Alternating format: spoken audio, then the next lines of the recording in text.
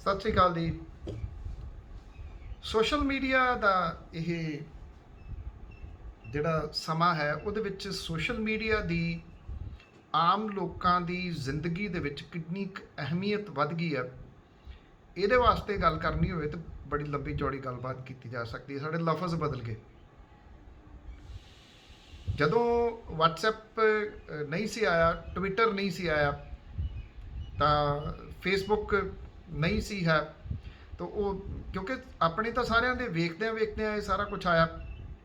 ਜੇ ਦੇਖੀਏ ਤਾਂ ਉਦੋਂ ਕੀ ਹੁੰਦਾ ਸੀਗਾ, ਕੁਝ ਵੀ ਨਹੀਂ ਸੀ ਹੁੰਦਾ। ਔਰ ਇਹਦੇ ਕਈ ਪੱਖ ਨੇ। ਕਈ ਲੋਕ ਸੋਚਣਗੇ ਕਿ ਸਿਰਦਰਦੀ ਵੀ ਹੈ, ਪਰ ਦੂਸਰੇ ਪਾਸੇ ਇਹ ਆ ਕਿ ਇਹ ਆਮ ਲੋਕਾਂ ਦਾ ਪਲੇਟਫਾਰਮ ਬਣ ਕੇ ਉੱਭਰਿਆ।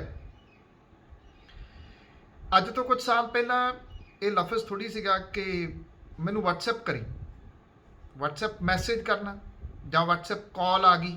ਉਹਨੇ ਅੰਤਰਰਾਸ਼ਟਰੀ ਤੌਰ ਦੇ ਉੱਤੇ ਬੈਠਾ, ਕਿਉਂਕਿ ਆਪਣੇ ਭਾਈਚਾਰੇ ਦੀ ਆਪਾਂ ਗੱਲ ਕਰੀਏ ਤਾਂ ਬਹੁਤ ਸਾਰੇ ਲੋਕ ਵਿਦੇਸ਼ਾਂ ਦੇ ਵਿੱਚ ਰਹਿੰਦੇ ਆ, ਉਹਨੂੰ ਬੜਾ ਨੇੜੇ ਕਰ ਦਿੱਤਾ। ਬੋਲ ਕੇ ਮੈਸੇਜ ਜਿਹੜਾ ਉਹ ਛੱਡ ਦੇਣਾ, ਤੁਰੇ ਤੁਰੇ ਜਾਂਦਿਆਂ, ਲਿਖਣ ਦੀ ਜ਼ਰੂਰਤ ਨਹੀਂ। ਤੇ ਫਿਰ ਇਹਦੇ ਵਿੱਚ ਇਹ ਆ ਗਿਆ ਕਿ ਪ੍ਰਾਈਵੇਸੀ ਇਹਦੇ ਵਿੱਚ ਕੀ ਆ, ਇਹ ਚੀਜ਼ਾਂ ਦੇ ਉੱਤੇ ਚਰਚਾ ਹੋਣ ਲੱਗ ਪਿਆ। ਟਵਿੱਟਰ ਆਇਆ। ਟਵਿੱਟਰ ਉਨੀ ਦੇਰ ਤੱਕ ਸਰਕਾਰਾਂ ਦੇ ਵਾਸਤੇ ਠੀਕ ਸੀ ਜਦੋਂ ਤੱਕ ਉਹਨਾਂ ਦੀਆਂ ਟਰੋਲ ਆਰਮੀ ਇਹਨਾਂ ਟਵਿੱਟਰ ਦੇ ਉੱਤੇ ਜਿਹੜੇ ਵੀ ਉਹਨਾਂ ਦੇ ਵਿਰੋਧੀ ਵਿਚਾਰਾਂ ਵਾਲੇ ਸੀ ਉਹਨਾਂ ਨੂੰ ਚੁੱਪ ਕਰਵਾਉਣ ਦੇ ਵਾਸਤੇ, ਉਹਨਾਂ ਨੂੰ ਠੱਪਣ ਦੇ ਵਾਸਤੇ ਭੱਦੀ ਭਾਸ਼ਾ ਦਾ ਇਸਤੇਮਾਲ ਕਰਦੀਆਂ ਰਹੀਆਂ ਇਹ ਟਰੋਲ ਆਰਮੀਜ਼। ਜਦੋਂ ਕਿਸਾਨ ਅੰਦੋਲਨ ਸਟਾਰਟ ਹੋਇਆ ਤੇ ਦਿੱਲੀ ਜਾ ਕੇ ਕਿਸਾਨ ਬੈਠੇ, ਉਹ ਤੋਂ ਬਾਅਦ ਇਸ ਚੀਜ਼ ਦਾ ਰੋਲ ਆ ਇੱਕ ਬਹੁਤ ਵੱਡਾ ਇਹਦੇ ਵਿੱਚ। ਜਦੋਂ ਇਹ ਚੱਲ ਪਿਆ ਕਿ ਟਰੈਕਟਰ ਟੂ ਟਵਿੱਟਰ ਜਾਂ ਟਰਾਲੀ ਟੂ ਟਰਾਲੀ ਟਾਈਮ ਆ ਗਿਆ, ਨਿਊਜ਼ਪੇਪਰ ਆ ਗਿਆ। ਟਰੈਕਟਰ ਟੂ ਟਵਿੱਟਰ ਜਿਹੜਾ ਸੀ ਉਹਨੇ ਇੱਕ ਬਹੁਤ ਵੱਡੀ ਗਿਣਤੀ ਦੇ ਵਿੱਚ ਜਿਹੜੇ ਨੌਜਵਾਨ ਤਬਕਾ ਹੈ ਉਹਨੂੰ ਟਵਿੱਟਰ ਦੇ ਉੱਤੇ ਲਿਆਂਦਾ ਹੀ ਨਹੀਂ, ਬਲਕਿ ਜੇ ਇਹ ਕਿਹਾ ਜਾਵੇ ਕਿ ਉਹਨੇ ਉਹ ਜਿਹੜੀ ਟਰੋਲ ਆਰਮੀ ਸੀ ਉਹਦਾ ਮੁਕਾਬਲਾ ਕੀਤਾ। ਮੁਕਾਬਲਾ ਵੀ ਐਸਾ ਕੀਤਾ ਕਿ ਕਿਤੇ ਨਾ ਕਿਤੇ ਹੱਥਾਂ ਪੈਰਾਂ ਦੀ ਪੈ ਗਈ ਕਿ ਇਹ ਕੀ ਬਣ ਗਿਆ। ਸਾਡੇ ਕੋਲੇ ਤਾਂ ਇੱਕ ਪਲੇਟਫਾਰਮ ਇਹੋ ਜਿਹਾ ਸੀਗਾ, ਅਸੀਂ ਜੋ ਮੂੰਹ 'ਚ ਆਉਂਦਾ ਸੀਗਾ ਅਸੀਂ ਉੱਥੇ ਬੋਲਦੇ ਸੀ, ਸਾਨੂੰ ਰੋਕਣ ਵਾਲਾ ਕੋਈ ਨਹੀਂ ਸੀਗਾ। ਅਸੀਂ ਵਿਰੋਧੀਆਂ ਨੂੰ ਐਨ ਨੁਕਰੇ ਲਾ ਕੇ ਰੱਖਦੇ ਸੀ। ਫਿਰ ਜਦੋਂ ਆਮ ਘਰਾਂ ਦੇ ਲੋਕ ਟਵਿੱਟਰ ਦੇ ਉੱਤੇ ਆ ਗਏ ਤੇ ਫਿਰ ਟਵਿੱਟਰ ਤੋਂ ਖਤਰਾ ਮਹਿਸੂਸ ਹੋਣਾ ਸ਼ੁਰੂ ਹੋ ਗਿਆ। ਇਹ ਖਤਰਾ ਫੇਸਬੁੱਕ ਤੋਂ ਵੀ ਮਹਿਸੂਸ ਹੋਣਾ ਸ਼ੁਰੂ ਹੋ ਗਿਆ। ਇਹ ਖਤਰਾ WhatsApp ਤੋਂ ਵੀ ਮਹਿਸੂਸ ਹੋਣਾ ਸ਼ੁਰੂ ਹੋ ਗਿਆ। ਹਾਲਾਂਕਿ ਤਕਰੀਬਨ ਜੇ ਕਿਹਾ ਜਾਵੇ ਕਿ ਸਾਲ ਡੇਢ ਸਾਲ ਤੋਂ ਮੈਂ ਇਸ ਗੱਲ ਦਾ ਹਾਮੀ ਰਿਹਾ ਕਿ ਜਿਹੜੇ ਮੰਨ ਲਓ ਜਿਹੜਾ ਫੇਸਬੁੱਕ ਦੇ ਉੱਤੇ ਅਕਾਊਂਟ ਹੈ ਉਹਦੇ ਵਾਸਤੇ ਕੋਈ ID ਕੰਪਲਸਰੀ ਕਰਨੀ ਚਾਹੀਦੀ ਹੈ, ਕਿਉਂਕਿ ਜਿਹੜੇ ਲੋਕ ਟਰੋਲਿੰਗ ਦਾ ਸ਼ਿਕਾਰ ਹੁੰਦੇ ਆ, ਉਹ ਚਾਹੇ ਫੇਸਬੁੱਕ ਦੇ ਉੱਤੇ ਆ, ਚਾਹੇ ਜਿਹੜੇ ਟਵਿੱਟਰ ਦੇ ਉੱਤੇ ਆ, ਉਹਨਾਂ ਨੂੰ ਪਤਾ ਹੈ ਕਿ ਉਹ ਲੋਕ ਕਿਸ ਨੀਵੇਂ ਪੱਧਰ ਤੱਕ ਜਾਂਦੇ ਆ। ਇੱਕ ਵਿਅਕਤੀ 8-8 9-9 ਜਾਲੀ ਅਕਾਊਂਟ ਬਣਾਈ ਬੈਠਾ ਫੇਸਬੁੱਕ ਦੇ, ਕੋਈ ਕੁੜੀਆਂ ਦੇ ਨਾਂ ਦੇ ਉੱਤੇ ਬਣਾਈ ਬੈਠਾ, ਕੋਈ ਕਿਸੇ ਦੀ ਬੱਚੀ ਦੀ ਫੋਟੋ ਲਾ ਕੇ ਬਣਾਈ ਬੈਠਾ। ਇੱਕ ਤੁਸੀਂ ਦੇਖਿਆ ਹੋਣਾ ਕ੍ਰਾਈਮ ਕਿਸ ਟਾਈਪ ਦਾ ਆ ਗਿਆ ਕਿ ਉਹਨੇ ਮੁੰਡੇ ਨੇ ਕੁੜੀ ਦੇ ਨਾਲ ਗੱਲ ਕਰਨ ਦੀ ਕੋਸ਼ਿਸ਼ ਕੀਤੀ, ਕੁੜੀ ਨੇ ਨਾ ਕਰਤੀ, ਉਹਨੇ ਚੁੱਕ ਕੇ ਫੋਟੋਆਂ ਪਾਤੀਆਂ, ਉਹਦਾ ਅਕਾਊਂਟ ਬਣਾਤਾ, ਉਹਦਾ ਫੋਨ ਨੰਬਰ ਪਾਤਾ। ਇੱਦਾਂ ਦਾ ਕ੍ਰਾਈਮ ਵੀ ਹੋ ਰਿਹਾ।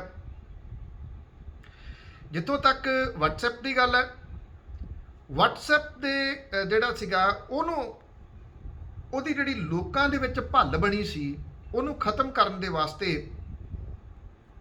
ਇੱਕ ਮੁਹਿੰਮ ਚੱਲੀ ਇੱਕ ਕਿਸਮ ਦੇ ਨਾਲ, ਮੇਰੀ ਜਾਤੀ, ਜਿਹਨੂੰ ਜਿਵੇਂ ਕੁਝ ਪੱਤਰਕਾਰ ਭਾਈਚਾਰਾ ਰਵੀਸ਼ ਕੁਮਾਰ ਹੋਰੀ ਉਹਨੂੰ WhatsApp ਯੂਨੀਵਰਸਿਟੀ ਕਹਿੰਦੇ ਆ, ਔਰ ਉਹ ਸਹੀ ਲਫ਼ਜ਼ ਆ। ਤੁਹਾਨੂੰ ਸਹੀ ਗਲਤ ਦਾ ਹੀ ਨਹੀਂ ਪਤਾ ਲੱਗਦਾ ਕਿ ਕੀ ਸਹੀ ਹੈ ਕੀ ਗਲਤ ਹੈ। ਕਿੰਨੀਆਂ ਨਾਮਵਰ ਸ਼ਖਸੀਅਤਾਂ ਨੇ, ਬਹੁਤ ਫੇਮਸ ਸ਼ਖਸੀਅਤਾਂ, ਉਹਨਾਂ ਨੂੰ ਕਿੰਨੀ ਵਾਰੀ ਇਹਨਾਂ WhatsApp ਸੁਨੇਹਿਆਂ ਨੇ ਦੁਨੀਆ ਤੋਂ ਤੋੜ ਦਿੱਤਾ। ਉਹ ਵਿਚਾਰੇ ਆਪ ਵੀਡੀਓ ਪਾ ਕੇ ਕਹਿੰਦੇ ਦਿਸੇ ਵੀ ਮੈਂ ਠੀਕ ਠਾਕ ਹਾਂ। ਇਹਦੇ ਵਿੱਚ ਬਹੁਤ ਸਾਰੇ ਨਾਮ ਲਏ ਜਾ ਸਕਦੇ ਆ। ਇੱਕ ਵੀਡੀਓ ਮੈਂ ਵੀ ਸ਼ੇਅਰ ਕੀਤੀ ਸੀ ਕੁਝ ਮਹੀਨੇ ਪਹਿਲਾਂ, ਉਹ ਭਾਈ ਹਰਜਿੰਦਰ ਸਿੰਘ ਸ਼੍ਰੀਨਗਰ ਵਾਲਿਆਂ ਦੀ ਸੀ। ਉਹ ਕਿੰਨੀ ਵਾਰੀ ਉਹਨਾਂ ਦੀ ਜਿਹੜੀ ਉਹ ਗਲਤ ਜਾਣਕਾਰੀ ਜਿਹੜੀ ਉਹ ਆ ਗਈ। ਇਸ ਜਾਣਕਾਰੀ ਨੂੰ ਠੱਲਿਆ ਕਿਵੇਂ ਜਾਵੇ, ਇਹ ਬੜੇ ਵੱਡੇ ਸਵਾਲ ਨੇ। ਆਪਾਂ ਕੰਪਲੀਟਲੀ ਵੀ ਇਹਨਾਂ ਚੀਜ਼ਾਂ ਨੂੰ ਇਹ ਨਹੀਂ ਕਹਿ ਸਕਦੇ ਕਿ ਨਹੀਂ ਇਹਦੇ ਉੱਤੇ ਕਿਸੇ ਕਿਸਮ ਦੀ ਕੋਈ ਰਿਸਟ੍ਰਿਕਸ਼ਨ ਨਹੀਂ ਚਾਹੀਦੀ। ਮੇਰੇ ਚਾਚੇ ਇਸ ਕਿਸਮ ਦੀ ਜਿਹੜੀ ਰਿਸਟ੍ਰਿਕਸ਼ਨ ਆ ਉਹ ਸਭ ਦੇ ਵਾਸਤੇ ਚਾਹੀਦੀ ਹੈ। ਇੱਕ ਤਾਂ ਫੇਕ ਅਕਾਊਂਟ ਜਿਹੜੇ ਨੇ ਉਹ ਕਿਸੇ ਤਰੀਕੇ ਦੇ ਨਾਲ ਉਹਨਾਂ ਤੇ ਠੱਲ ਪਵੇ। ਫੇਕ ਅਕਾਊਂਟ ਜਿਹੜੇ ਨੇ ਉਹ ਮੁੱਕ ਜਾਣ ਤੇ ਸ਼ਾਇਦ ਲੋਕਾਂ ਦੀਆਂ 50% ਲੜਾਈਆਂ ਮੁੱਕ ਜਾਣੀਆਂ। ਔਰ ਜਿਹੜੇ ਆ ਤੁਸੀਂ ਦੇਖਿਆ ਹੋਣਾ ਕੋਈ ਸਿੰਗਰ ਅੱਜ ਕੱਲ੍ਹ ਜਿਹੜੇ ਨੇ ਉਹਨੇ ਗਾਣਾ ਪਾਇਆ, ਉਹ ਕਹਿੰਦਾ ਜੀ 35 ਮਿੰਟ ਗਾਣਾ ਪਾਏ ਨੂੰ ਹੋਏ ਆ ਤੇ ਉਹਦੇ ਉੱਤੇ ਮਿਲੀਅਨ ਵਿਊ ਆ ਗਿਆ। 35 ਮਿੰਟਾਂ ਦੇ ਵਿੱਚ ਮਿਲੀਅਨ ਵਿਊ ਕਿੱਥੋਂ ਆ ਸਕਦੇ ਆ? ਉਹ ਸਭ ਫੇਕ ਇੱਕ ਜਿਹੜਾ ਬਿਜ਼ਨਸ ਚੱਲ ਰਿਹਾ ਉੱਥੋਂ ਉਹ ਬਣੇ ਹੋਏ ਨੇ ਵਿਊਜ਼ ਜਿਹੜੇ ਨੇ। ਇਹੀ ਕੁਝ ਜਿਹੜਾ ਉਹ ਗਰੁੱਪਾਂ ਦੇ ਵਿੱਚ ਚੱਲਦਾ। ਗਰੁੱਪਾਂ ਦੇ ਵਿੱਚ ਅੱਜ ਕੱਲ੍ਹ ਜੇ ਤੁਸੀਂ ਦੇਖਿਆ ਹੋਵੇ ਤਾਂ WhatsApp ਦੇ ਉੱਤੇ ਇਹ ਕਹਿਣਾ ਪੈਂਦਾ ਕਿ ਵੀ ਜੇ ਗੁੱਡ ਮਾਰਨਿੰਗ ਗੁੱਡ ਨਾਈਟ ਵਾਲਾ ਮੈਸੇਜ ਪਾਉਣਾ ਜਾਂ ਜਿਹੜੇ ਉਹ ਪਾ ਦਿੰਦੇ ਨੇ, ਕੋਈ ਧਾਰਮਿਕ ਕੋਈ ਹੁਕਮਨਾਮਾ ਪਾਈ ਜਾਂਦਾ, ਕੋਈ ਕੁਛ ਕਰੀ ਜਾਂਦਾ, ਕੋਈ ਕੁਛ ਕਰੀ ਜਾਂਦਾ, ਉਹਨਾਂ ਨੂੰ ਰੋਕਣਾ ਪੈਂਦਾ ਵੀ ਜੇ ਇਹ ਕੰਮ ਕਰਨਾ ਤਾਂ ਤੁਸੀਂ ਗਰੁੱਪ ਦੇ ਵਿੱਚੋਂ ਉਹਨਾਂ ਨੂੰ ਜਾਂ ਤਾਂ ਕੱਢਣਾ ਪੈਂਦਾ ਜਾਂ ਲਾਂਭੇ ਕਰਨਾ ਪੈਂਦਾ। ਵੀ ਜੇ ਤੁਸੀਂ ਕਿਸੇ ਨੇ ਮੰਨ ਲਓ ਹੁਕਮਨਾਮਾ ਪੜ੍ਹਨਾ ਤਾਂ ਉਹ ਕਿਤੇ ਵੀ ਜਾ ਕੇ ਪੜ੍ਹ ਸਕਦਾ। ਪਰ ਕੁਝ ਲੋਕ ਇਹ ਡਿਊਟੀ ਨਿਭਾਉਂਦੇ ਵੇਖੇ ਵੀ ਸਵੇਰੇ ਉੱਠ ਕੇ ਮੈਂ ਹੁਕਮਨਾਮਾ ਗਰੁੱਪਾਂ ਦੇ ਵਿੱਚ ਜਿਹੜਾ ਉਹ ਪਾਉਣਾ, ਜਾਂ ਜਿਹੜੇ ਮੈਸੇਜ ਨੇ ਉਹ ਗੁੱਡ ਮਾਰਨਿੰਗ ਵਾਲੇ ਭੇਜਣੇ ਆ, ਗੁੱਡ ਨਾਈਟ ਵਾਲੇ ਜਿਹੜੇ ਮੈਸੇਜ ਆ ਉਹ ਭੇਜਣੇ ਆ, ਉਹ ਇਸੇ ਕੰਮ 'ਚ ਲੱਗੇ ਹੋਏ ਨੇ। ਇਹ ਜਿਹੜੀਆਂ ਚੀਜ਼ਾਂ ਨੇ ਰੁਕਣੀਆਂ ਚਾਹੀਦੀਆਂ ਨੇ। ਇਹਨਾਂ ਤੋਂ ਇਲਾਵਾ ਚਲੋ ਇਹ ਉਨੀਆਂ ਖਤਰਨਾਕ ਨਹੀਂ, ਖਤਰਨਾਕ ਕੁਝ ਜਾਣਕਾਰੀਆਂ ਜਿਹੜੀਆਂ ਫੇਕ ਬੋਗਸ ਜਿਹੜੀਆਂ ਉਹ ਬਣਾਈਆਂ ਜਾਂਦੀਆਂ ਨੇ। ਇੱਥੇ ਇਸ ਮੁਲਕ ਦੇ ਵਿੱਚ ਜਿਹੜੀ ਨਾ ਗੱਲ ਇਹ ਆ ਕਿ ਇੱਥੇ ਜਿਹੜੀਆਂ ਭਾਵਨਾਵਾਂ ਨੇ ਨਾ ਉਹ ਇੰਨੀਆਂ ਸੌਫਟ ਨੇ, ਸੋ ਕਾਲਡ ਸੌਫਟ ਨੇ ਕਿ ਕਿਸੇ ਨੇ ਐਵੇਂ ਮਾੜੀ ਜੀ ਗੱਲ ਜਿਹੜੀ ਉਹ ਕਹਿ ਦਿੱਤੀ ਤੇ ਉਹ ਨਾਲ ਦੀ ਨਾਲ ਸਾਹਮਣੇ ਵਾਲੇ ਦੀਆਂ ਭਾਵਨਾਵਾਂ ਭੜਕ ਜਾਂਦੀਆਂ ਤੇ ਉਹ ਚੁੱਕ ਕੇ ਉਹਦੇ ਉੱਤੇ ਮਾਮਲਾ ਦਰਜ ਕਰਾ ਦਿੰਦਾ ਜਾਂ ਉਹ ਦੰਗਿਆਂ ਦਾ ਰੂਪ ਧਾਰਨ ਕਰ ਜਾਂਦੀਆਂ ਨੇ। ਪਾਪੂਲੇਸ਼ਨ ਜ਼ਿਆਦੀ ਹੈ, ਲੋਕ ਕੰਨਾਂ ਦੇ ਕੱਚੇ ਆ, ਇਸ ਕਰਕੇ ਇਹ ਜਿਹੜੀਆਂ ਚੀਜ਼ਾਂ ਇਹਨਾਂ ਨੂੰ ਯੂਜ਼ ਕਰਨ ਦੇ ਵਾਸਤੇ ਉਹ ਮੈਚੁਰ ਨਹੀਂ ਹੈਗੇ। ਇਹ ਇੱਕ ਬਹੁਤ ਵੱਡਾ ਪੁਆਇੰਟ ਹੈ ਇਹਦੇ ਵਿੱਚ। ਇਸ ਕਰਕੇ ਆਪਾਂ ਕੰਪਲੀਟਲੀ ਨਹੀਂ ਇਹ ਕਹਿ ਸਕਦੇ ਕਿ ਨਹੀਂ ਕਿਸੇ ਚੀਜ਼ ਦੇ ਉੱਤੇ ਪਾਬੰਦੀ ਨਹੀਂ ਲੱਗਣੀ ਚਾਹੀਦੀ, ਇਹਨੂੰ ਖੁੱਲ੍ਹਾ ਛੱਡ ਦੇਣਾ ਚਾਹੀਦਾ। ਫਿਰ ਲਾਅ ਐਂਡ ਆਰਡਰ ਦੀ ਜਿਹੜੀ ਸਥਿਤੀ ਆ ਉਹ ਬਣ ਜਾਂਦੀ ਹੈ। ਮੈਂ ਬੜੀ ਵਾਰੀ ਇਹ ਗੱਲ ਕੀਤੀ ਆ ਕਿ ਜਿਹੜੇ ਸੋਸ਼ਲ ਮੀਡੀਆ ਦੇ ਉੱਤੇ ਬੈਠੇ ਲੋਕ ਨੇ ਉਹਨਾਂ ਨੂੰ ਬਹੁਤ ਜ਼ਿਆਦਾ ਜ਼ਿੰਮੇਵਾਰੀ ਦੇ ਨਾਲ ਇਹਨੂੰ ਵਰਤਣ ਦੀ ਲੋੜ ਹੈ। ਵੀ ਤੁਸੀਂ ਕਾਹਲੀ ਨਾ ਕਰਿਆ ਕਰੋ ਵੀ ਸਭ ਤੋਂ ਪਹਿਲਾਂ ਕੌਣ ਪਾਉਂਦਾ, ਸਭ ਤੋਂ ਪਹਿਲਾਂ ਇਹਨੂੰ ਫਾਰਵਰਡ ਅੱਗੇ ਕੌਣ ਕਰਦਾ। ਜਿਹੜਾ ਫਾਰਵਰਡ ਮੈਸੇਜ ਕਰ ਰਿਹਾ ਹੁੰਦਾ ਉਹ ਇਹ ਸਮਝਦਾ ਕਿ ਇਹ ਜਾਣਕਾਰੀ ਦਾ ਸਰੋਤ ਹੀ ਮੈਂ ਆ, ਮੇਰੇ ਤੋਂ ਪਹਿਲਾਂ ਤਾਂ ਕਿਸੇ ਨੇ ਭੇਜੀ ਨਹੀਂ ਇਹ ਜਾਣਕਾਰੀ। ਉਹ ਗਰੁੱਪ ਦੇ ਵਿੱਚ ਪੜ੍ਹਦਾ ਵੀ ਨਹੀਂ ਕਿ ਪਹਿਲਾਂ ਉਹ 9 ਜਾਣੇ ਪਹਿਲਾਂ ਭੇਜ ਚੁੱਕੇ ਹੁੰਦੇ ਆ ਉਹਦੇ ਤੋਂ ਘੰਟਾ ਪਹਿਲਾਂ। ਉਹ ਜਦੋਂ ਉੱਠਿਆ ਉਹਨੇ ਵੇਖਿਆ ਵੀ ਆਹ ਜਾਣਕਾਰੀ ਆਈ ਦੇ ਤੇਰੇ ਦੀ ਅੱਗੇ ਨਾਲ ਦੀ ਨਾਲ ਜਿਹੜਾ ਉਹ ਫਾਰਵਰਡ ਕਰਨ ਦੀ ਜਿਹੜੀ ਸਥਿਤੀ, ਇਹ ਉੱਥੋਂ ਜਨਮੀਆਂ ਹੋਈਆਂ ਮੁਸ਼ਕਲਾਂ ਨੇ ਜਿਹੜੀਆਂ ਕਿ ਸਾਰਿਆਂ ਨੂੰ ਆਉਣਗੀਆਂ, ਹੁਣ ਆ ਰਹੀਆਂ ਨੇ। ਸਰਕਾਰਾਂ ਕਦੀ ਨਹੀਂ ਚਾਹੁੰਦੀਆਂ ਹੁੰਦੀਆਂ ਕਿ ਲੋਕਾਂ ਦੇ ਹੱਥ ਦੇ ਵਿੱਚ ਕੋਈ ਇਸ ਤਰ੍ਹਾਂ ਦਾ ਪਲੇਟਫਾਰਮ ਆਵੇ ਜਿੱਥੋਂ ਉਹ ਆਪਣੀ ਗੱਲ ਠੋਕ ਵਜਾ ਕੇ ਰੱਖ ਸਕਣ, ਉਹ ਆਪਣੀ ਗੱਲ ਜਿਹੜੀ ਆ ਉਹ ਦੱਸ ਸਕਣ। ਜਦੋਂ ਤੋਂ ਮਹਾਮਾਰੀ ਆਈ ਮੁਲਕ ਦੇ ਵਿੱਚ ਬਹੁਤ ਸਾਰੇ ਇਸ ਤਰ੍ਹਾਂ ਦੇ ਲੋਕ ਨੇ, ਮੈਂ ਖੁਦ ਟਵਿੱਟਰ ਦੇ ਉੱਤੇ ਐਕਟਿਵ ਹਾਂ, ਟਵਿੱਟਰ ਦੇ ਉੱਤੇ ਉਹਨਾਂ ਲੋਕਾਂ ਨੇ ਜਾਣਕਾਰੀ ਜਿਹੜੀ ਆਦਾਨ ਪ੍ਰਦਾਨ ਕਰਨ ਵਾਲੀ ਸੀ ਕਿ ਫਲਾਂ ਜਗ੍ਹਾ ਦੇ ਉੱਤੇ ਆਕਸੀਜਨ ਅਵੇਲੇਬਲ ਹੈ, ਫਲਾਂ ਜਗ੍ਹਾ ਦੇ ਉੱਤੇ ਬੈੱਡ ਅਵੇਲੇਬਲ ਹੈ, ਕੋਈ ਇਹ ਕਹਿ ਰਿਹਾ ਮੇਰੀ ਇੱਕ ਬੈੱਡ ਦਾ ਇਸਤੇਮਾਲ ਜਿਹੜਾ ਪ੍ਰਬੰਧ ਕਰ ਦਿਓਗੇ, ਉਹ ਅੱਗੇ ਕਿਸੇ ਦੂਸਰੇ ਨੂੰ ਕਹਿ ਰਹੇ ਆ ਟਵੀਟ ਕਰਕੇ ਕਿ ਇੱਥੋਂ ਹੋ ਜਾਊਗਾ ਫਲਾਂ ਸ਼ਹਿਰ ਦੇ ਵਿੱਚ ਲੋੜ ਹੈ, ਉਹ ਕਹਿੰਦੇ ਹਾਂ ਮੇਰੀ ਉਹਦੇ ਨਾਲ ਗੱਲਬਾਤ ਹੋ ਗਈ, ਬੈੱਡ ਦਾ ਇੰਤਜ਼ਾਮ ਹੋ ਗਿਆ। ਤੁਸੀਂ ਸੋਚ ਸਕਦੇ ਆ ਕਿ ਇਸ ਪਲੇਟਫਾਰਮ ਨੇ ਕਿੰਨਾ ਫਾਇਦਾ ਕੀਤਾ। ਮੇਰੀ ਚਾਚੇ ਬਹੁਤ ਸਾਰੇ ਲੋਕਾਂ ਦੀਆਂ ਜਾਨਾਂ ਬਚਾਈਆਂ ਇਸ ਪਲੇਟਫਾਰਮ ਨੇ, ਇਸ ਮਹਾਮਾਰੀ ਦੇ ਵਿੱਚ ਅੱਜ ਵੀ ਬਚਾ ਰਿਹਾ। ਇਹਦੇ ਵਿੱਚ ਬੜੇ ਸਾਰੇ ਨਾਮ ਲਏ ਜਾ ਸਕਦੇ ਆ, ਜਿਹੜੇ ਲੋਕ ਬੜੇ ਐਕਟਿਵ ਨੇ, ਨਾਮਵਰ ਨੇ, ਉਹਨਾਂ ਨੇ ਲਗਾਤਾਰ ਕੰਮ ਕੀਤਾ ਇਹਦੇ ਉੱਤੇ। ਔਰ ਮੈਂ ਦੇਖਦਾ ਸੀ ਕਿ ਉਹ ਇੰਨੇ ਘੰਟੇ ਕਿਵੇਂ ਟਵਿੱਟਰ ਦੇ ਉੱਤੇ ਬਹਿ ਕੇ ਲੋਕਾਂ ਦੀ ਮਦਦ ਕਰ ਰਹੇ ਆ। ਇਹਨਾਂ ਚੀਜ਼ਾਂ ਨੂੰ ਵੀ ਆਪਾਂ ਮਨਫੀ ਨਹੀਂ ਕਰ ਸਕਦੇ। ਇੱਕ ਪਾਸੇ ਉਹ ਟਰੋਲ ਆਰਮੀ ਹੈ ਜਿਨ੍ਹਾਂ ਦਾ ਕੰਮ ਸਵੇਰ ਤੋਂ ਸ਼ਾਮ ਤੱਕ, ਕਿਉਂਕਿ ਉਹ ਪੇਡ ਵਰਕਰ ਨੇ, ਦਿਹਾੜੀਦਾਰ ਨੇ, ਉਹਨਾਂ ਨੇ ਤਾਂ ਆਪਣੀ ਦਿਹਾੜੀ ਪਾਉਣੀ ਹੈ, ਉਹਨਾਂ ਨੇ ਫੇਕ ਖਬਰਾਂ ਜਿਹੜੀਆਂ ਉਹ ਫੈਲਾਉਣੀਆਂ ਨੇ। ਜਦੋਂ ਇੱਥੇ ਕਿਸਾਨ ਅੰਦੋਲਨ ਸ਼ੁਰੂ ਹੋਇਆ ਤੇ ਕੁਝ ਇੰਟਰਨੈਸ਼ਨਲ ਪੱਧਰ ਦੇ ਉੱਤੇ ਨਾਮਵਰ ਹਸਤੀਆਂ ਨੇ ਟਵੀਟ ਕਰਤੇ ਸੀ, ਔਰ ਉਹਨਾਂ ਦੇ ਬਾਅਦ ਦੇ ਵਿੱਚ ਇਹ ਗੱਲ ਕਹੀ ਸੀ ਕਿ ਅਸੀਂ ਸੁਣਦੇ ਹੁੰਦੇ ਸੀ ਵੀ ਇੱਥੇ ਟਰੋਲ ਆਰਮੀ ਹੈ ਇੰਡੀਆ ਦੇ ਵਿੱਚ ਜਿਹੜੀ ਚੱਲਦੀ, ਪਰ ਅਸੀਂ ਪਹਿਲਾਂ ਨਹੀਂ ਸੀ ਦੇਖਿਆ। ਕਿਉਂਕਿ ਜਿਹੜੇ ਵਿਅਕਤੀ ਨੇ ਕਿਸਾਨਾਂ ਦੇ ਹੱਕ ਦੇ ਵਿੱਚ, ਕੋਈ ਸਿੰਗਰ ਹੋ ਗਿਆ, ਕੋਈ ਨਾਮਵਰ ਹਸਤੀ ਜਿਹੜੀ ਹੋ ਗਈ, ਜਿਹੜੀ এনवायरमेंट ਦੇ ਵਾਸਤੇ ਕੰਮ ਕਰਦੇ ਆ, ਆਪਾਂ ਸਾਰੇ ਜਾਣਦੇ ਆ, ਉਹਨਾਂ ਦੇ ਹੋ ਗਏ। ਦੀਸ਼ਾ ਰਾਵੀ ਹੋ ਗਈ, ਇੱਥੋਂ ਦੀ ਬੱਚੀ, ਉਹ ਭਾਰਤ ਦੀ ਸੀ। ਇਹਨਾਂ ਟਰੋਲ ਆਰਮੀ ਨੇ ਜੋ ਹਸ਼ਰ ਉਹਨਾਂ ਦਾ ਕੀਤਾ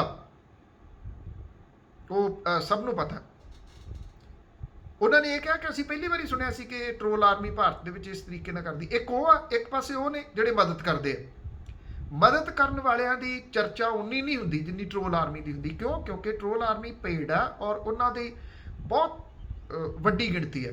ਇਸੇ ਤਰੀਕੇ ਦੇ ਨਾਲ ਫੇਸਬੁੱਕ ਜਿਹੜੀ ਹੈ, ਫੇਸਬੁੱਕ ਦੇ ਉੱਤੇ ਬਹੁਤ ਸਾਰੇ ਲੋਕ ਨੇ ਜਿਹੜੇ ਰੋਜ਼ ਕੁਛ ਨਾ ਕੁਛ ਕਮਾਲ ਦੀ ਜਾਣਕਾਰੀ ਜਿਹੜੀ ਉਹ ਲਿਖਦੇ ਆ। ਮੈਂ ਕਿਸੇ ਦਿਨ ਇਹਦੇ ਉੱਤੇ ਇੱਕ ਸਪੈਸ਼ਲ ਪ੍ਰੋਗਰਾਮ ਜਿਹੜਾ ਜੀ ਉਹ ਕਰੂੰਗਾ 10 ਲੋਕਾਂ ਦੇ ਉੱਤੇ, ਕਿ ਕੌਣ ਕੌਣ ਨੇ ਜਿਨ੍ਹਾਂ ਨੂੰ ਮੈਂ ਜ਼ਰੂਰ ਪੜ੍ਹਦਾ ਜੀ, ਮੈਂ ਜ਼ਰੂਰ ਉਹਨਾਂ ਨੂੰ ਦੇਖਦਾ ਕਿ ਉਹਨਾਂ ਨੇ ਕੀ ਲਿਖਿਆ, ਕਿ ਉਹਨਾਂ ਨੇ ਇਹ ਇੰਨੇ ਮਿਹਨਤ ਕਿੱਥੋਂ ਕੀਤੀ। ਉਹਨਾਂ ਨੇ ਇੱਕ ਲੰਬੀ ਪੋਸਟ ਜਿਹੜੀ ਲਿਖੀ, ਪੋਸਟ ਲਿਖਣ ਤੋਂ ਪਹਿਲਾਂ ਉਹਦੀ ਸਾਰੀ ਜਾਣਕਾਰੀ ਹਾਸਲ ਕਰਨੀ, ਕਿੱਥੋਂ ਕੀ ਆਇਆ, ਕਿਵੇਂ ਆਇਆ, ਕਿਹੜੇ ਤਰੀਕੇ ਦੇ ਨਾਲ ਆਇਆ, ਉਹ ਉਹਨਾਂ ਨੇ ਪੂਰੀ ਜਾਣਕਾਰੀ। ਉਹ ਪੇਜ ਕਿੰਨੇ ਕਿਤੇ ਜਿਹੜੇ ਲੋਕ ਉਹਨਾਂ ਨੂੰ ਫੋਲੋ ਕਰਦੇ ਆ। ਫੋਲੋ ਕੀ ਹੋ ਰਿਹਾ ਅੱਜ? ਫੇਕ ਚੀਜ਼ਾਂ ਜਿਹੜੀਆਂ ਉਹ ਫੋਲੋ ਹੋ ਰਹੀਆਂ ਨੇ। ਉਹਨਾਂ ਜਦੋਂ ਉਹਨਾਂ ਦੇ ਪੇਜ ਦੇ ਉੱਤੇ ਦੇਖੀਦਾ ਕਿ ਕਿੰਨੀਆਂ ਲਾਈਕਸ ਨੇ, ਤਾਂ ਉਹ 10-10 15-15 ਲੱਖ ਲਈ ਬੈਠੇ ਆ। ਤੇ ਜਿਹੜੇ ਚੱਜ ਦੇ ਪੇਜ ਨੇ, ਜਿਹੜੇ ਬਹੁਤ ਵਧੀਆ ਲਿਖਦੇ ਆ, ਉਹਨਾਂ ਦੇ ਉੱਤੇ ਉਹੀ ਗਿਣਤੀ ਮਿੰਤੀ ਦੇ ਜਿਹੜਾ ਰਹਿ ਜਾਂਦੇ। ਕਿਉਂ? ਕਿਉਂਕਿ ਜਿਹੜਾ ਝੂਠ ਹੈ, ਜਿਹੜੀ ਨੈਗੇਟਿਵ ਚੀਜ਼ ਆ, ਉਹਦਾ ਪ੍ਰਚਾਰ ਬਹੁਤ ਆ, ਉਹਦਾ ਪ੍ਰਸਾਰ ਬਹੁਤ ਹੈ। ਮੇਰੇ ਇੱਕ ਜਾਣਕਾਰ ਨੇ YouTube ਦੇ ਬਾਰੇ 'ਚ, ਮੈਂ ਉਹਨਾਂ ਨਾਲ ਗੱਲ ਕਰ ਰਿਹਾ ਸੀਗਾ ਕਿ ਇਹ ਕਿਵੇਂ ਪ੍ਰਮੋਟ ਹੁੰਦੀਆਂ ਨੇ ਜਿਹੜੀਆਂ ਵੀਡੀਓਜ਼। ਮੈਂ ਉਹਨਾਂ ਤੋਂ ਇਹ ਪੁੱਛਣ ਦੀ ਕੋਸ਼ਿਸ਼ ਕਰ ਰਿਹਾ ਸੀ। ਉਹਨਾਂ ਨੇ ਇੱਕ ਲਾਈਨ ਦੇ ਵਿੱਚ ਮੈਨੂੰ ਜਵਾਬ ਦਿੱਤਾ ਕਿ ਜੇ ਤੁਸੀਂ ਤੱਥਾਂ ਦੇ ਉੱਤੇ ਆਧਾਰਿਤ ਗੱਲ ਕਰੋਗੇ, ਕੋਈ ਚੱਜ ਦੀ ਗੱਲ ਕਰਦੇ ਰਹੋਗੇ, ਤੇ ਇਹ ਵੀਡੀਓ ਪ੍ਰਮੋਟ ਨਹੀਂ ਹੋਣੀਆਂ। ਮੈਂ ਬਹੁਤੀ ਗੱਲ ਤਾਂ ਉਹਨਾਂ ਦੀ ਸਮਝ ਗਿਆ ਕਿ ਉਹ ਕੀ ਕਹਿਣਾ ਚਾਹੁੰਦੇ ਨੇ, ਕਿ ਕਿਹੜੀ ਚੀਜ਼ ਜਿਹੜੀ ਉਹ ਚੱਲਦੀ ਹੈ। ਇਹਦੇ ਉੱਤੇ ਵੀ ਤੁਸੀਂ ਦੇਖਿਆ ਹੋਣਾ, ਜਿਹੜੀ ਹੈਡਲਾਈਨ ਬਣਾਈ ਜਾਂਦੀ ਹੈ ਉਹਦੇ ਵਿੱਚ ਉਹ ਹੁੰਦਾ ਨਹੀਂ ਕੁਝ ਵੀ। ਜੇ ਇਸ ਤਰੀਕੇ ਦੇ ਨਾਲ ਪ੍ਰਮੋਟ ਕਰਨੀ ਤਾਂ ਉਹ ਪ੍ਰਮੋਟ ਨਹੀਂ ਹੋਣੀ। ਦੇਖੋ, ਇਹ ਹੁਣ ਜਿਹੜੀ ਸਿਚੁਏਸ਼ਨ ਆ, ਇਹ ਤੋਂ ਪਹਿਲਾਂ ਕਿ ਆਪਾਂ ਕੁਝ ਜ਼ਿੰਮੇਵਾਰੀਆਂ ਦੀ ਗੱਲ ਕਰੀਏ, ਅੱਜ ਜਿਹੜੀ ਸਿਚੁਏਸ਼ਨ ਆ ਇੱਥੇ ਆ ਗਈ ਹੋਈ ਆ ਮੁਲਕ ਦੇ ਵਿੱਚ, ਕਿ ਚਾਹੇ ਫੇਸਬੁੱਕ ਹੈ, ਚਾਹੇ ਟਵਿੱਟਰ ਹੈ, ਚਾਹੇ ਵਟਸਐਪ ਹੈ, ਇਹਨਾਂ ਦੇ ਉੱਤੇ ਕੇਂਦਰ ਦੀ ਸਰਕਾਰ ਜਿਹੜੀ ਆ ਉਹ ਸ਼ਿਕੰਜਾ ਕੱਸਣਾ ਚਾਹੁੰਦੀ ਹੈ। ਉਹ ਸ਼ਿਕੰਜਾ ਇਸ ਕਰਕੇ ਕੱਸਣਾ ਚਾਹੁੰਦੀ ਹੈ ਕਿ ਉਹ ਇਹ ਕਹਿੰਦੇ ਆ ਕਿ ਸਾਨੂੰ ਜਾਣਕਾਰੀ ਦੇ ਬਾਰੇ 'ਚ ਪਤਾ ਹੋਣਾ ਚਾਹੀਦਾ, ਕੌਣ ਕੀ ਲਿਖ ਰਿਹਾ, ਕੌਣ ਕੀ ਕਰ ਰਿਹਾ, ਕੌਣ ਕੀ ਬੋਲ ਰਿਹਾ। ਜਿਹੜਾ ਵਿਅਕਤੀ ਤਾਂ ਕਿਸੇ ਕੋਈ ਇਲੀਗਲ ਐਕਟੀਵਿਟੀ ਦੇ ਵਿੱਚ ਸ਼ਾਮਲ ਨਹੀਂਗਾ, ਜਾਂ ਉਹ ਅਫਵਾਹਾਂ ਨਹੀਂ ਫੈਲਾਉਂਦਾ, ਉਹ ਟਰੋਲ ਆਰਮੀ ਦਾ ਪਾਰਟ ਨਹੀਂਗਾ, ਉਹਨੂੰ ਤਾਂ ਘਬਰਾਉਣ ਦੀ ਲੋੜ ਨਹੀਂ। ਪਰ ਇਹਨਾਂ ਜ਼ਰੂਰ ਆ ਕਿ ਇਹਦਾ ਨੁਕਸਾਨ ਜਿਹੜਾ ਉਹ ਆਮ ਲੋਕਾਂ ਨੂੰ ਹੋਊਗਾ। ਇਹ ਨਹੀਂ ਕਿਹਾ ਜਾ ਸਕਦਾ ਕਿ ਸਰਕਾਰ ਜਿਹੜੀ ਇਹਦੇ ਉੱਤੇ ਪੂਰਨ ਪਾਬੰਦੀਆਂ ਲਾ ਦੂਗੀ, ਪਰ ਪਾਬੰਦੀਆਂ ਵੱਲੋਂ ਵੱਧ ਰਹੀ ਹੈ ਬੜੀ ਤੇਜ਼ੀ ਦੇ ਨਾਲ। ਹੁਣ ਵੇਖਣਾ ਇਹ ਹੋਊਗਾ ਕਿ ਵਿਸ਼ਵ ਭਰ ਦੇ ਵਿੱਚ ਬੈਠੇ ਲੋਕ ਜਿਹੜੇ ਨੇ ਉਹ ਇਹਦੇ ਉੱਤੇ ਕਿਵੇਂ ਰਿਐਕਟ ਕਰਦੇ ਆ, ਉਹ ਕਿਵੇਂ ਸੋਚਦੇ ਆ ਕਿ ਸਰਕਾਰ ਦੀਆਂ ਇਹ ਪਾਬੰਦੀਆਂ ਜਾਇਜ਼ ਨੇ ਜਾਂ ਨਜਾਇਜ਼ ਨੇ। ਜੇ ਨਜਾਇਜ਼ ਨੇ ਤਾਂ ਉਹ ਇਹਦੇ ਵਿੱਚ ਕਿਵੇਂ ਆਪਣਾ ਰੋਲ ਨਿਭਾਉਣਗੇ। ਬਿਨਾਂ ਕਿਸੇ ਸ਼ੱਕ ਦੇ ਵਿਸ਼ਵ ਦਾ ਭਾਈਚਾਰਾ ਵੀ ਇਹਦੇ ਉੱਤੇ ਰਿਐਕਟ ਤੱਕ ਕਰੂਗਾ, ਕਿਉਂਕਿ ਅੱਜ ਟਵਿੱਟਰ ਹੋ ਗਿਆ, ਫੇਸਬੁੱਕ ਹੋ ਗਈ, ਵਟਸਐਪ ਹੋ ਗਈ, ਇਹ ਦੁਨੀਆ ਭਰ ਦੇ ਵਿੱਚ ਜਿਹੜਾ ਉਹ ਫੈਲਿਆ ਹੋਇਆ, ਰਿਐਕਸ਼ਨ ਤਾਂ ਇਹਦਾ ਆਊਗਾ। ਹੁਣ ਸਰਕਾਰ ਜਿਹੜੀ ਕਿ ਮਹਾਮਾਰੀ ਦੇ ਵਿੱਚ ਫੇਲ ਹੋਣ ਕਰਕੇ ਪਹਿਲਾਂ ਹੀ ਬਹੁਤ ਵੱਡੀ ਜਿਹੜਾ ਦੀ ਆਲੋਚਨਾ ਚੱਲ ਰਹੀ ਹੈ, ਇਹ ਆਲੋਚਨਾ ਕੀ ਉਹ ਝੱਲਣ ਦੇ ਵਾਸਤੇ ਤਿਆਰ ਹੈ। ਜਿੱਥੋਂ ਸਾਰੀ ਕਹਾਣੀ ਸ਼ੁਰੂ ਹੋਈ ਆ, ਜਿਹੜੇ ਸੰਪਿਤ ਪਾਤਰਾ ਨੇ, ਭਾਜਪਾ ਦੇ ਬੁਲਾਰੇ, ਉਹਨੇ ਇਹ ਗੱਲ ਕਹੀ ਕਿ ਕਾਂਗਰਸ ਨੇ ਇੱਕ ਟੂਲ ਕਿੱਟ ਬਣਾਈ ਹੈ ਤੇ ਉਹਦੇ ਵਿੱਚ ਉਹ ਪ੍ਰਧਾਨ ਮੰਤਰੀ ਹੋਰਾਂ ਦੀ ਛਵੀ ਖਰਾਬ ਕਰ ਰਹੇ ਆ। ਜਿਹੜਾ ਉਹਨੇ ਟਵੀਟ ਕੀਤਾ, ਟਵਿੱਟਰ ਨੇ ਉਹਦੇ ਉੱਤੇ ਇੱਕ ਟੈਗ ਲਾਤਾ ਕਿ ਇਹ ਮੈਨੂਪੂਲੇਟਡ ਹੈ। ਉਹ ਇਸ ਗੱਲ ਤੋਂ ਖਿੱਝ ਗਏ ਕਿ ਸਾਡੇ ਬੰਦੇ ਦੇ ਉੱਤੇ, ਸਾਡੇ ਬੁਲਾਰੇ ਦੇ ਉੱਤੇ, ਸਾਡੀ ਸਰਕਾਰ ਦੇ ਬੁਲਾਰੇ ਦੇ ਉੱਤੇ ਤੁਸੀਂ ਇਹ ਗੱਲ ਕਹਿ ਦਿਓ ਕਿ ਇਹ ਮੈਨੂਪੂਲੇਟਡ ਆ, ਉਹਦਾ ਇਹ ਨਹੀਂ ਹੋ ਸਕਦਾ। ਪਰ ਇੱਥੇ ਇਹ ਨਹੀਂ ਭੁੱਲਣਾ ਚਾਹੀਦਾ, ਅਮਰੀਕਾ ਦੇ ਹੁਣ ਸਾਬਕਾ ਹੋ ਗਏ ਰਾਸ਼ਟਰਪਤੀ ਡੋਨਲਡ ਟਰੰਪ ਦੇ ਜਿਹੜੇ ਟਵੀਟ ਸੀਗੇ, ਉਹਨਾਂ ਦੇ ਉੱਤੇ ਵੀ ਇਹ ਟੈਗ ਲੱਗਦਾ ਰਿਹਾ। ਇਹ ਇੱਕ ਪਾਲਿਸੀ ਆ ਉਹਦੀ ਟਵਿੱਟਰ ਦੀ। ਉਹ ਇਹ ਨਹੀਂ ਹੈਗਾ ਕਿ ਐਵੇਂ ਕਿਸੇ ਦਾ ਪਿਕ ਐਂਡ ਚੂਜ਼ ਆ, ਕਿਸੇ ਦਾ ਚੁੱਕਿਆ ਉਹਦੇ ਉੱਤੇ ਲਾਤਾ ਮੈਨੂਪੂਲੇਟ। ਉਹ ਇਹਦੀ ਬਕਾਇਦਾ ਤੌਰ ਦੇ ਉੱਤੇ ਇਨਵੈਸਟੀਗੇਸ਼ਨ ਕਰਦੇ ਆ। YouTube ਦੀਆਂ ਵੀਡੀਓਜ਼ ਨੇ, ਇਹਨਾਂ ਦੀ ਵੀ ਤਾਂ ਤੁਸੀਂ ਦੇਖਿਆ ਪ੍ਰੋਸੈਸ ਜਦੋਂ ਹੁੰਦੀ ਹੈ ਉਹਦੇ ਵਿੱਚ ਸਾਰਾ ਕੁਝ ਹੋ ਕੇ ਜਾਂਦਾ ਨਾ ਪ੍ਰੋਸੈਸ ਦੇ ਵਿੱਚ, ਫੇਰ ਹੀ ਅੱਗੇ ਜਿਹੜੀ ਉਹ ਜਾਂਦੀ ਹੈ। ਤਾਂ ਉੱਥੋਂ ਇਹ ਸਾਰੀ ਕਹਾਣੀ ਜਿਹੜੀ ਸੀ ਉਹ ਵਿਗੜੀ। ਇਹ ਇੱਕ ਸਿਆਸੀ ਜਿਹੜੀ ਵਾਰ ਹੈ, ਕਿਉਂਕਿ ਸੱਤਾ ਦੇ ਵਿੱਚ ਜਿਹੜਾ ਵੀ ਹੁੰਦਾ ਉਹ ਇਹ ਸੋਚਦਾ ਕਿ ਮੇਰੀ ਗੱਲ ਕੋਈ ਬਾਹਰ ਜਿਹੜੀ ਨਾ ਆਵੇ, ਘੱਟੋ ਘੱਟ ਨੈਗੇਟਿਵ ਤਾਂ ਬਿਲਕੁਲ ਨਹੀਂ ਉਹ ਆਉਣ ਦਿੰਦਾ, ਪੋਜ਼ਿਟਿਵ ਉਹਨੇ ਆਪੇ ਹੀ ਖਿਲਾਰ ਲੈਣੀ ਹੈ। ਇਹਦੇ ਵਿੱਚ ਆਉਣ ਵਾਲੇ ਸਮੇਂ ਦੇ ਦੌਰਾਨ ਸਾਡਾ ਜਿਹੜਾ ਪੱਤਰਕਾਰ ਭਾਈਚਾਰਾ ਉਹਦੇ ਉੱਤੇ ਵੀ ਹੋਰ ਜ਼ਿਆਦਾ ਰਿਸਟ੍ਰਿਕਸ਼ਨ ਜਿਹੜੀਆਂ ਉਹ ਲੱਗਣਗੀਆਂ। ਬਹੁਤ ਸਾਰੇ ਪੱਤਰਕਾਰ ਨੇ ਜਿਹੜੇ ਚੈਨਲਾਂ ਦੇ ਉੱਤੇ ਜਿਨ੍ਹਾਂ ਨੂੰ ਕਿਸੇ ਨਾ ਕਿਸੇ ਵਜ੍ਹਾ ਕਰਕੇ ਲਾਂਭੇ ਕਰ ਦਿੱਤਾ ਗਿਆ, ਤੇ ਅੱਜ ਉਹਨਾਂ ਨੇ ਆਪਣੇ ਜਿਹੜੇ ਉਹ ਵੈਬ ਚੈਨਲ ਕ੍ਰੀਏਟ ਕਰ ਲਏ, ਉਹਨਾਂ ਦੀ ਰੋਜ਼ੀ ਰੋਟੀ ਦਾ ਵੀ ਇੰਤਜ਼ਾਮ ਹੋ ਗਿਆ, ਉਹ ਖੁੱਲ੍ਹ ਕੇ ਬੋਲਣ ਵੀ ਲੱਗ ਗਏ ਤੇ ਆਪਣੀ ਗੱਲ ਜਿਹੜੀ ਉਹ ਕਹਿਣ ਵੀ ਲੱਗ ਗਏ। ਉਹਦੇ ਉੱਤੇ ਵੀ ਅਗਲੀ ਰਿਸਟ੍ਰਿਕਸ਼ਨ ਜਿਹੜੀ ਉਹ ਆਉਣੀ ਆ। ਇਹਦੇ ਤੋਂ ਬਾਅਦ ਜਿਹੜੇ ਵੈਬ ਪੋਰਟਲ ਸਟਾਰਟ ਹੋਏ ਆ ਉਹਨਾਂ ਨੇ ਵੀ ਇਹਦੇ ਘੇਰੇ ਦੇ ਵਿੱਚ ਆਉਣਾ, ਕਿਉਂਕਿ ਇਹ ਕਹਾਣੀ ਇੱਥੇ ਰੁਕਣੀ ਨਹੀਂ ਗੀ। ਇੱਕ ਤਾਂ ਸਾਨੂੰ ਜਿਹੜੀਆਂ ਜ਼ਿੰਮੇਵਾਰੀਆਂ ਨੇ ਇੰਨੀਆਂ ਕੁ ਨਿਭਾਉਣੀਆਂ ਪੈਣਗੀਆਂ ਕਿ ਅਸੀਂ ਘੱਟੋ ਘੱਟ ਇਹਨਾਂ ਉਹ ਜਿਹੜੇ ਫੇਕ ਖਬਰਾਂ ਫੈਲਾਉਣ ਵਾਲੇ ਨੇ ਉਹਨਾਂ ਨੂੰ ਫੋਲੋ ਕਰਨਾ ਛੱਡੀਏ। ਕੋਈ ਕਹਿੰਦਾ ਜੀ ਫਲਾਂ ਜਿਹੜਾ ਚੈਨਲ ਹੈ ਨਾ ਉਹ ਬਹੁਤ ਗਲਤ ਬੋਲਦਾ, ਉਹ ਜੋ ਉੱਤੇ ਲਿਖਦਾ ਵਿੱਚ ਹੁੰਦਾ ਨਹੀਂ, ਮੈਂ ਤਾਂ ਉਹਨੂੰ ਕਹਿੰਦਾ ਤੁਸੀਂ ਨਾ ਦੇਖ ਉਹਨੂੰ, ਤੂੰ ਉਹਨੂੰ ਨਾ ਪੜ੍ਹ ਭਾਈ, ਉਹਨੂੰ ਛੱਡ ਦੇ, ਉਹਨੂੰ ਅਨਫੋਲੋ ਕਰ ਦਿਓ, ਤੁਹਾਡੇ ਕੋਲੇ ਚੋਇਸ ਆ, ਉਹਨੂੰ ਬਲੌਕ ਕਰ ਦਿਓ, ਉਹਦੇ ਤੋਂ ਲਾਂਭੇ ਚਲੇ ਜਾਓ ਜੇ ਕੋਈ ਤੁਹਾਨੂੰ ਗਲਤ ਜਾਣਕਾਰੀ ਦੇ ਰਿਹਾ। ਜਿਹੜੇ ਸਹੀ ਜਾਣਕਾਰੀ ਦੇ ਰਹੇ ਨੇ ਉਹਨਾਂ ਦੇ ਨਾਲ ਜੁੜ ਜਾਓ, ਉਹਨਾਂ ਨੂੰ ਪ੍ਰਮੋਟ ਕਰੋ। ਜਿਹੜੇ ਅੱਜ ਜਦੋਂ ਫੇਸਬੁੱਕ ਦੇ ਉੱਤੇ ਮੈਂ ਪਾਇਆ ਕਿ ਵੀ ਜੇ ਬੰਦ ਹੋ ਗਿਆ ਤਾਂ ਤੁਸੀਂ ਇੱਥੇ YouTube ਦੇ ਉੱਤੇ ਦੇਖ ਲੈਣਾ, ਤੇ ਕੁਝ ਸੱਜਣ ਲਿਖ ਰਹੇ ਆ ਕਿ ਤੂੰ ਆਪਣਾ ਜਿਹੜਾ ਚੈਨਲ ਪ੍ਰਮੋਟ ਕਰ ਰਿਹਾ, ਇਸ ਕਰਕੇ ਤੂੰ ਇਹ ਗੱਲ ਜਿਹੜੀ ਕੀਤੀ। ਪ੍ਰਮੋਟ ਕਰਨਾ ਹੁੰਦਾ ਜਦੋਂ ਉਹਦੀ YouTube ਆ, ਅੱਜ ਮਿਲੀਅਨ ਤੋਂ ਉੱਪਰ ਸਬਸਕ੍ਰਾਈਬਰ ਜਿਹੜੇ ਆ ਉਹ YouTube ਦੇ ਮੇਰੇ ਵੀ ਹੁੰਦੇ। ਮੈਂ ਤਾਂ ਕਦੀ ਉਹਨਾਂ ਚੱਕਰਾਂ ਦੇ ਵਿੱਚ ਪਿਆ ਹੀ ਨਹੀਂ ਕਿ ਕਿਹਦੇ ਕਰਕੇ ਕੀ ਹੁੰਦਾ, ਕਿੰਨੇ ਉੱਥੋਂ ਜਿਹੜੇ ਉਹ ਸਬਸਕ੍ਰਾਈਬਰ ਮਿਲਦੇ ਨੇ। ਰੋਟੀ ਮਿਲ ਰਹੀ ਹੈ ਇਸ ਮਹਾਮਾਰੀ ਦੇ ਵਿੱਚ, ਜਿਹੜਾ ਉਹ ਪਰਿਵਾਰ ਦੇ ਨਾਲ ਹੈ, ਬੱਚਿਆਂ ਦੇ ਨਾਲ ਹੈ, ਬੱਚੇ ਕਹਿਣੇ 'ਚ ਨੇ, ਤੇ ਮੇਰਾ ਖਿਆਲ ਸਭ ਤੋਂ ਅਮੀਰੀ ਤਾਂ ਹੈਗੀ ਹੈ। ਉਹਦੇ ਵਿੱਚ ਤੁਸੀਂ ਸਬਸਕ੍ਰਾਈਬਰ ਜਿਹੜੇ ਨੇ ਉਹ ਮਿਲੀਅਨਸ ਦੇ ਵਿੱਚ ਕਰਕੇ ਕੀ ਜਿਹੜਾ ਉਹ ਲੈਣਾ, ਜੋ ਇੱਜ਼ਤ ਤੁਹਾਡੇ ਵੱਲੋਂ ਮਿਲਦੀ ਹੈ ਉਹ ਇਨਫ ਹੈ। ਪਰ ਇੰਨਾ ਜ਼ਰੂਰ ਹੈ ਕਿ ਅੱਜ ਸਾਡੀਆਂ ਰਿਸਪੌਂਸਿਬਿਲਿਟੀਜ਼ ਸਾਰਿਆਂ ਦੀਆਂ ਵਧੀਆਂ ਨੇ। ਜਿਹਨੂੰ ਤੁਸੀਂ ਪਸੰਦ ਕਰਦੇ ਹੋ, ਜਿਹੜਾ ਵੀ ਵਿਅਕਤੀ ਤੁਹਾਨੂੰ ਲੱਗਦਾ ਕਿ ਆਹ ਬੰਦਾ ਸਹੀ ਗੱਲ ਕਰਦਾ, ਉਹਨਾਂ ਨੂੰ ਪ੍ਰਮੋਟ ਕਰੋ। ਜਿਹੜੇ ਤੁਹਾਨੂੰ ਲੱਗਦਾ ਕਿ ਜਿਹੜੇ ਆਹ ਨਹੀਂ ਸਹੀ ਕਰਦੇ, ਉਹਨਾਂ ਤੋਂ ਪਿੱਛੇ ਹਟ ਜਾਓ। ਇਹ ਇੱਕ ਤਰੀਕਾ ਹੋਊਗਾ ਆਉਣ ਵਾਲੇ ਸਮੇਂ ਦੇ ਵਿੱਚ। ਨਹੀਂ ਤਾਂ ਤੁਸੀਂ ਕਿੰਨਾ ਕੁ ਕੱਚ ਘਰੜ ਜਿਹੜਾ ਉਹ ਸੁਣੀ ਚੱਲੋਗੇ। ਅੱਜ ਜੇ ਇੱਥੇ ਪਾਬੰਦੀਆਂ ਲੱਗ ਰਹੀਆਂ ਨੇ, ਇਹ ਪਾਬੰਦੀਆਂ ਮੁੜ ਕੇ ਹੋਰਨਾਂ ਮੁਲਕਾਂ ਦੇ ਵਿੱਚ ਵੀ ਜਾਣਗੀਆਂ। ਕੋਈ ਸਰਕਾਰਾਂ ਨਹੀਂ ਚਾਹੁੰਦੀਆਂ ਕਿ ਲੋਕ ਉਹਨਾਂ ਦੇ ਬਾਰੇ ਦੇ ਵਿੱਚ ਨੈਗੇਟਿਵ ਚੀਜ਼ਾਂ ਜਿਹੜੀਆਂ ਉਹ ਉਭਾਰਨ। ਦੂਸਰਾ ਪੱਖ ਇਹਦਾ ਇਹ ਵੀ ਹੈ ਕਿ ਲੋਕਾਂ ਦੀ ਆਵਾਜ਼ ਜਿਹੜੀ ਹੈ, ਜਦੋਂ ਹੁਣ ਇੱਥੇ ਗੋਦੀ ਮੀਡੀਆ ਦਾ ਇੰਨਾ ਪਸਾਰਾ ਹੋ ਗਿਆ, ਇੰਨਾ ਕੁਝ ਜਿਹੜਾ ਉਹ ਵੱਧ ਗਿਆ, ਉੱਥੇ ਆਮ ਲੋਕਾਂ ਦੀ ਗੱਲ ਹੁੰਦੀ ਨਹੀਂ। ਅਖਬਾਰਾਂ ਜਿਹੜੀਆਂ ਨੇ ਉਹ ਪ੍ਰੈਸ ਰਿਲੀਜ਼ ਤੱਕ ਸੀਮਤ ਹੋ ਕੇ ਰਹਿ ਗਈਆਂ। ਚੰਦ ਅਖਬਾਰਾਂ ਰਹਿ ਗਈਆਂ ਜਿਹੜੀ ਇਨਵੈਸਟੀਗੇਸ਼ਨ ਰਿਪੋਰਟਿੰਗ ਕਰਦੀਆਂ ਨੇ। ਉੱਥੇ ਆਮ ਲੋਕਾਂ ਦੀ ਆਵਾਜ਼ ਜਿਹੜੀ ਉਹ ਦਬ ਗਈ। ਹੁਣ ਆਮ ਲੋਕ ਜਿਹੜੇ ਨੇ ਉਹ ਉਸ ਕੁੱਕਰ ਵਰਗੇ ਬਣ ਗਏ ਜਿਹਦੀ ਉਹ ਵਿਸਲ ਹੈ ਉਹਦੇ ਵਿੱਚ ਵੀ ਕੁਝ ਫਸ ਗਿਆ, ਤੇ ਜਿਹੜਾ ਸੇਫਟੀ ਵਾਲਵ ਆ ਉਹ ਚੱਲਦਾ ਨਹੀਂ। ਹੁਣ ਪ੍ਰੈਸ਼ਰ ਕਿਸੇ ਪਾਸੇ ਤਾਂ ਨਿਕਲੂਗਾ। ਪ੍ਰੈਸ਼ਰ ਇਹਨਾਂ ਸੋਸ਼ਲ ਸਾਈਟਸ ਦੇ ਉੱਤੇ ਨਿਕਲ ਰਿਹਾ। ਘੱਟੋ ਘੱਟ ਜੇ ਇੱਥੇ ਪ੍ਰੈਸ਼ਰ ਨਿਕਲ ਕੇ, ਮੈਂ ਸਮਝਦਾ ਕਿ ਉਹ ਵੀ ਇੱਕ ਸਮਾਜ ਦੇ ਵਾਸਤੇ ਚੰਗੀ ਗੱਲ ਹੈ ਕਿ ਉਹ ਪ੍ਰੈਸ਼ਰ ਕਿਸੇ ਦੰਗਿਆਂ ਦੇ ਰੂਪ ਦੇ ਵਿੱਚ ਨਹੀਂ ਨਿਕਲਦਾ, ਉਹ ਪ੍ਰੈਸ਼ਰ ਕਿਸੇ ਨੂੰ ਇੱਕ ਦੂਜੇ ਨੂੰ ਮਾਰਨ ਦੇ ਰੂਪ 'ਚ ਨਹੀਂ ਨਿਕਲਦਾ, ਵਿਚਾਰਾਂ ਦੇ ਰੂਪ ਦੇ ਵਿੱਚ ਨਿਕਲ ਰਿਹਾ। ਉਹ ਨਿਕਲਦਾ ਰਹਿਣਾ ਚਾਹੀਦਾ। ਸਰਕਾਰਾਂ ਨੂੰ ਇਹ ਸਮਝਣ ਦੀ ਲੋੜ ਹੈ ਕਿ ਜੇ ਤੁਸੀਂ ਚਾਰ ਚਫੇਰੇ ਤੋਂ ਲੋਕਾਂ ਨੂੰ ਦੱਬੀ ਜਾਓਗੇ, ਉਹਦੀ ਵਿਸਲ ਵੀ ਬੰਦ ਕਰ ਦਿਓਗੇ, ਉਹਦਾ ਸੇਫਟੀ ਵਾਲਵ ਵੀ ਬੰਦ ਕਰ ਦਿਓਗੇ। ਅੱਜ ਇਹ ਸੋਸ਼ਲ ਸਾਈਟ ਜਿਹੜੀਆਂ ਨੇ ਇਹ ਵਿਸਲ ਨੇ, ਇਹ ਸੇਫਟੀ ਵਾਲਵ ਨੇ ਜਿੱਥੋਂ ਲੋਕਾਂ ਦੇ ਵਿਚਾਰ ਜਿਹੜੇ ਆ ਉਹ ਨਿਕਲ ਰਹੇ ਆ ਤਾਂ ਕਿ ਕੁੱਕਰ ਜਿਹੜਾ ਉਹ ਫਟੇ ਨਾ। ਅੱਜ ਸਰਕਾਰ ਨੂੰ ਇਸ ਪੁਆਇੰਟ ਆਫ ਵਿਊ ਤੋਂ ਸੋਚਣ ਦੀ ਜ਼ਰੂਰਤ ਹੈ। ਹਾਂ, ਜਿਹੜੇ ਲੋਕ ਗਲਤ ਕਰ ਰਹੇ ਨੇ ਜਾਂ ਕਿਸੇ ਵੀ ਮੁਲਕ ਦੇ ਵਾਸਤੇ ਉਹ ਸਿਕਿਉਰਿਟੀ ਲਈ ਉੱਥੋਂ ਦੀ ਖਤਰਾ ਹੋ ਸਕਦੇ ਨੇ, ਉਹਨਾਂ ਦੇ ਉੱਤੇ ਕਿਸੇ ਨਾ ਕਿਸੇ ਰੂਪ 'ਚ ਸ਼ਿਕੰਜਾ ਕੱਸਣਾ ਪਊਗਾ।